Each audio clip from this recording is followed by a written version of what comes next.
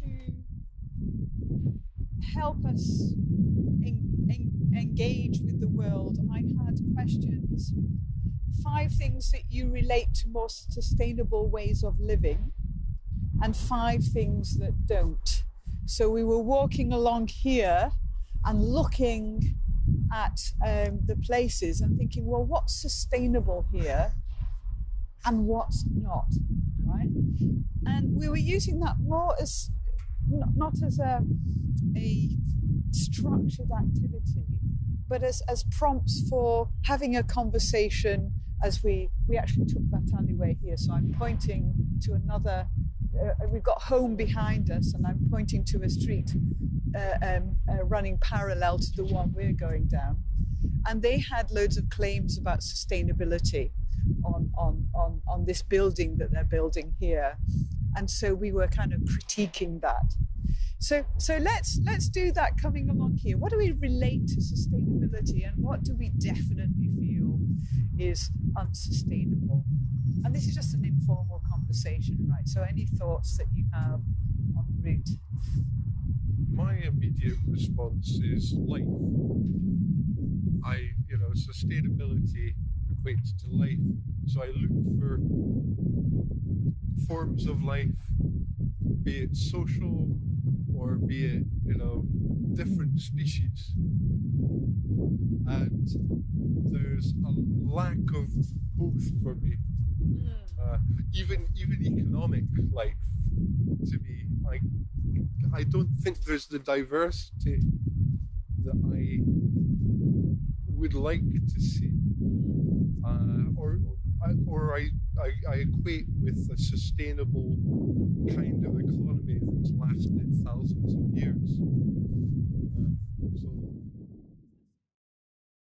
Space saving to design this way, because in China normally it's like this area would just be the Mud, the soil, Right.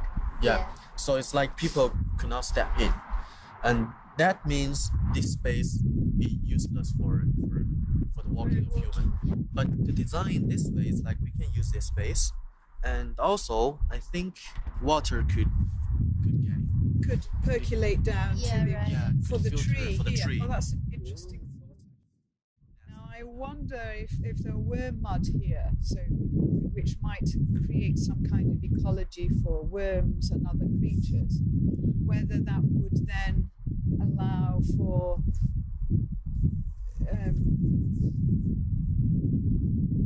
species to thrive here. Yes. Just for the recording, we have people It is pushing around soil and pebbles. Something I noticed that these all are the same types of trees. I wonder why they chose these trees.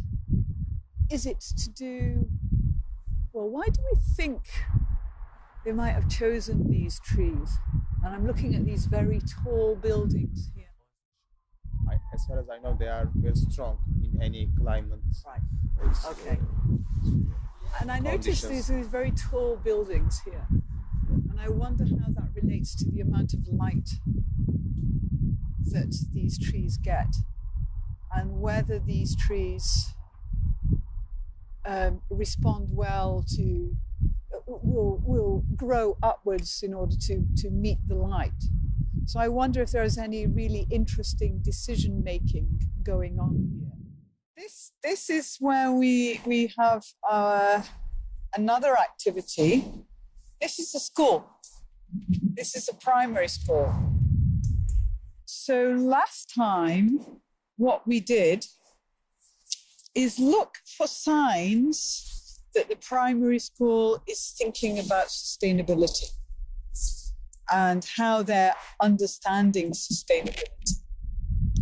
So what I did was got people to look at what's happening. Yeah, can you see anything which speaks of sustainability? We're looking at sustainability from the perspectives of the social, the environmental, the economic. But you can also think about sustainability in terms of something lasting a long time. And our understanding of sustainability also relates to that. And we can think about that in terms of school activities. If we want to institute wildlife activities, they have to last for quite a while, because the wildlife, it's not that the wildlife stop coming when the project ends. Because in my secondary school, we also have a little garden and also a small zoo.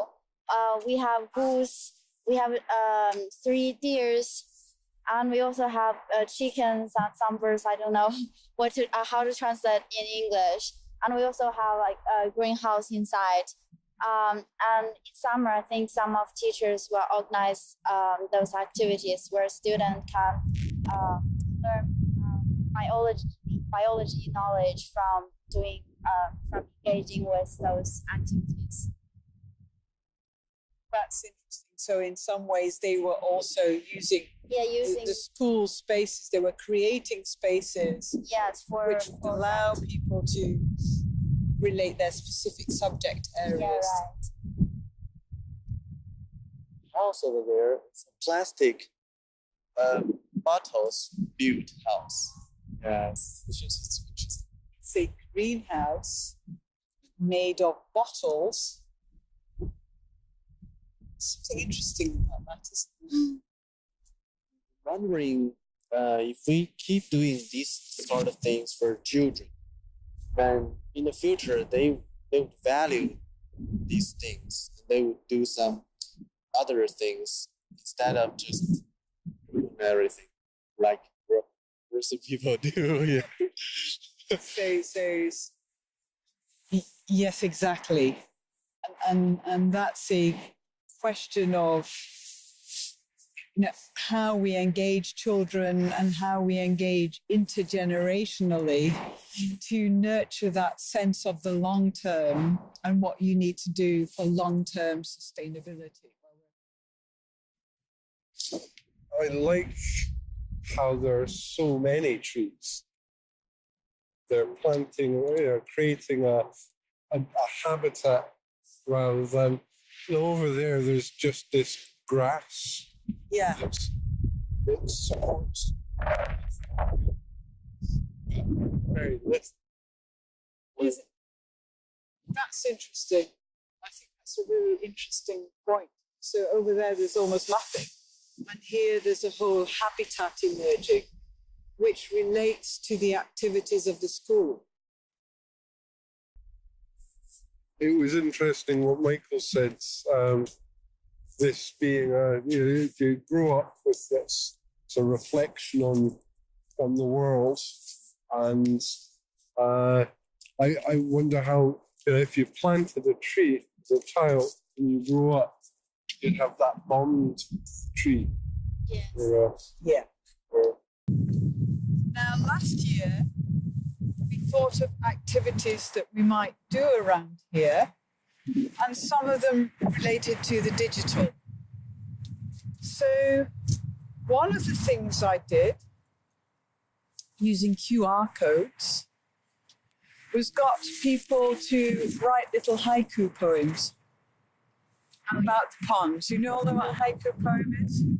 So I set out QR codes around here, and people looked at the pond and looked at what was going on around the pond, and they wrote haiku poems.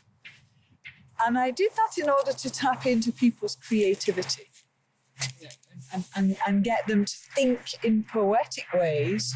It's really tricky. About the landscape in which they were engaging. Dr. Daisy's Wama Wami is thinking about is the user experience with when you're out and about, and for example, whether or not your mobile phone you're having to pay for the activity, the learning activities that you're engaging with, whether or not going to Twitter and finding the code in terms of what we're doing today actually takes away from looking, right? How to protect it. So that's kind of information rich. So how might we help people understand what's going on in this area? And we have this information here.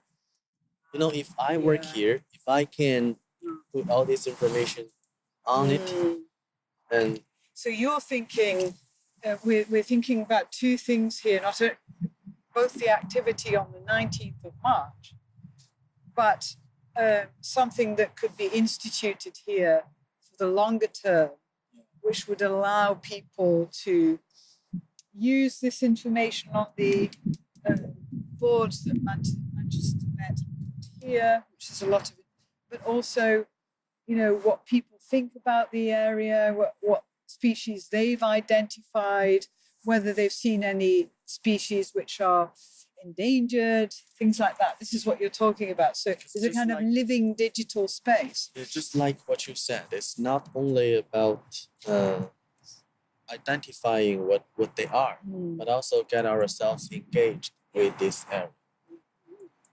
And so this is the space we need to focus on. This is what we need to. All of these activities will bring us back to this space. And you can see there the digital is being used not as a primary element, but as an element which is allowing us to engage with the world. That's a key thing about these digital technologies. They should not dominate. They almost need to be in the background, but they're allowing us to look at this anew and afresh in the light of what other people have said. They should support human interaction activities. It's like, because in China, we go out, visit a place. The normal things for us to do is just take pictures. and then we put it in our hard disk. Yeah. And it's there forever. It doesn't make any sense. No, it's there forever. It's generating CO2. You know, every time you put a file online, you are adding to our CO2 emissions. Right? So you want things to go online which are meaningful. Right? And I think that's a part of what sustainability is all about. We need to be gearing ourselves to engaging with ways of nurturing the environment, whether that's the built environment, the economic environment, the natural environment, and putting back into the world.